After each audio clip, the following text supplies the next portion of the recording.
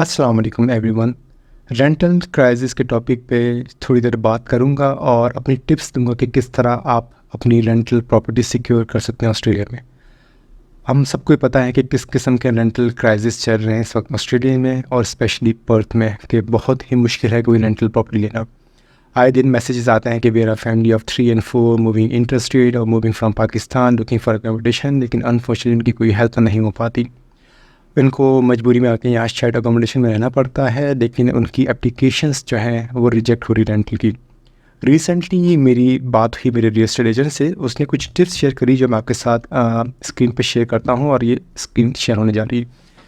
हम साल में एक दफ़ा लीज़ रिन्यू होती तो उसका फ़ोन आया, उसने बताया कि ओनर ने रेंट बढ़ाने की बात की है और जो रेंट उसने सजेस्ट किया वो अल्हम्दुलिल्लाह अभी भी मार्केट में जो रेंट चल रहा है उससे कम था, तो हमने तो खुशी खुशी एक्सेप्ट किया और लीज़ रिन्यू करें। तो बातों बातों में मैंने इससे पूछा कि मुझे काफ़ी लोग अप्रोच करते हैं अकोमोडेशन के हवाले से, अगर तुम्हारे पास कोई टिप्स, कोई चीट शीट है जो मैं उन लोगों के साथ शेयर कर सकूं तो प्लीज़ मुझे ज़रूर भेजना। तो उसने वो एक पूरी शीट भेजी है टिप्स के हवाले से।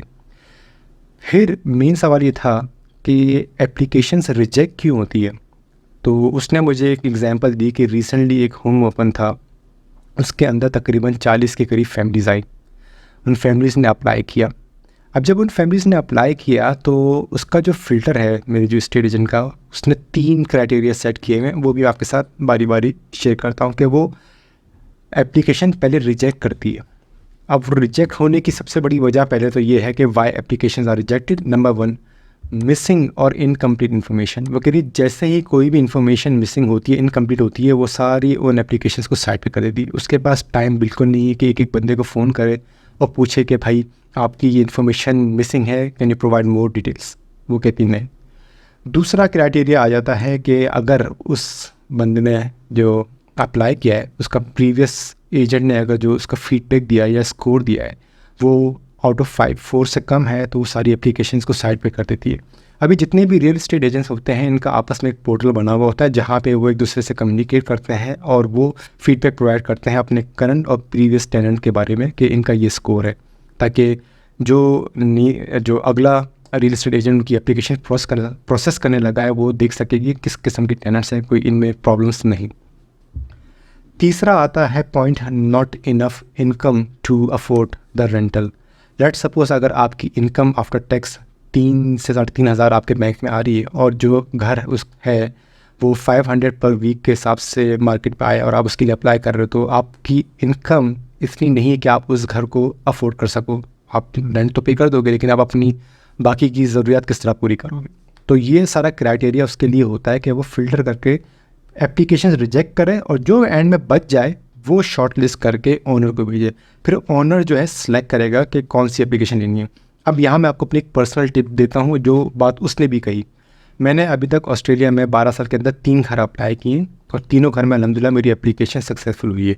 इसकी सबसे बड़ी वजह ये थी कि मैंने कभी कोई इन्फॉर्मेशन इनकम्प्लीट नहीं भेजी, कोई मिसिंग, कुछ ना कुछ मैं लिखता ज़रूर था या तो एक ऑल्टरनेट डॉक्यूमेंट उसके साथ अटैच कर देता था।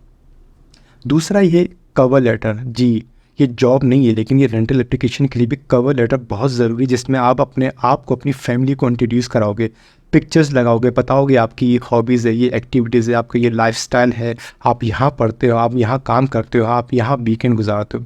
जितना अपने बारे में आप उस ओनर को बताओगे वो उतना इम्प्रेस होगा। देखो वो आपको अपना घर देने लगा है, वो ही wants to make sure that you gonna look after his home. ठीक है। तो फिर मेरा उससे सवाल था कि उनके लिए क्या जो न्यू माइग्रेंट्स हैं उनकी ऑस्ट्रेलिया में ना तो रेंटल हिस्ट्री है ना ही कोई उनका स्कोर है स्टेट एजेंट के थ्रू, वो क्या करें। तो उसने बताया कि जहाँ भी वो पहले रहे हैं, ओवरसीज़ रहे हैं, जहाँ भी रहे, अगर तो वो रेंट पे रहे तो वो पिक्चर्स लेके दिखाएं कि किस तरह के रेंट के घर में रहते थे और वहाँ के एजेंट से, मैनेजर से, ओनर से रेफरेंस लेटर निकलवाएं और बताएं कि ये किस किस्म के आप टेनेंट्स थे। और अगर आप अपने ही घर में पाकिस्तान में रहते थे तो पेपर वर्क दिखाएं कि yes you own a property in Pakistan, this is how you kept. उसकी सफाई दिखाएं, उसकी पिक्चर्स दिखाएं कि किस तरह आपने उस घर को साफ़ सुथरा रखा है।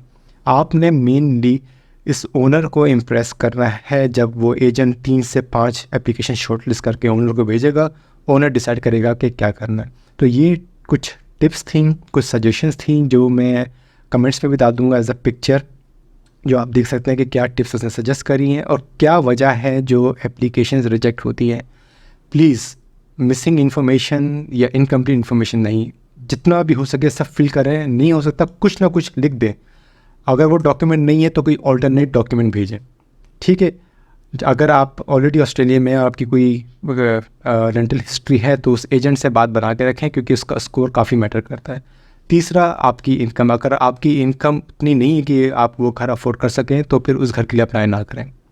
तो ये टिप्स थी, उम्मीद करता हूँ आप लोगों को काफ़ी हेल्प मिले इससे। मैं वापस वो टिप वाला पेज लगा देता हूँ, और अगर कोई टिप्स इसमें मिसिंग है तो प्लीज़ कमेंट सेक्शन में ज़रूर बताएं। ये मेरी बात हुई रियल एस्टेट एजेंट से, मैंने सोचा जल्दी से एक वीडियो बना के वाइडर कम्युनिटी को पता चले और वीडियो के थ्रू ये बात ना चले। Thank you.